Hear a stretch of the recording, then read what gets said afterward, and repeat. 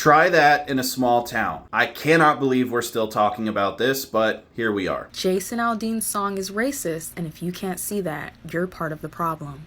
Because try what in a small town? So after watching the music video, it should be very clear to you that he's addressing riots. Only considering there are roughly 20 clips of rioting taking place throughout his music video. Try what in a small town? Try to fight against police brutality and racial injustice? That's what all the BLM clips in his video would suggest. You mean these clips? Pull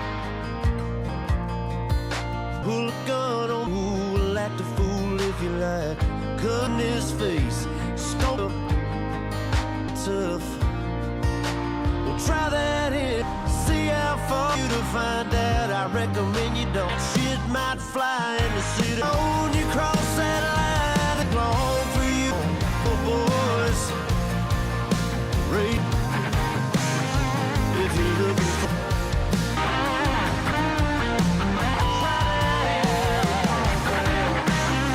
Yeah, that's not fighting against racial injustice. That's not even protesting. That's just rioting. Which, by the way, is the only topic he's addressing in this song. Not race, or even BLM for that matter. Just riots. Despite 93% of the protests being peaceful. Even if that percentage is accurate, he's not talking about that. He's talking about the other 7% according to you, which I'm not too convinced is an accurate assessment, but I haven't looked at the data. Besides the fact that he shot the video in front of a famous lynching site. Now, I'm not going to diminish the fact that lynchings happened there. What I am going to say is it's a bit crazy to suggest that he did that on purpose, because that would be a wild career-ending move. I think what's really happening here is you're digging at this with a massive confirmation bias. It's a town square. Every small town has a town square. It usually consists of a courthouse, a few law firms, and other small businesses. You would know that if you grew up in a small town. Despite all that, if your response to people fighting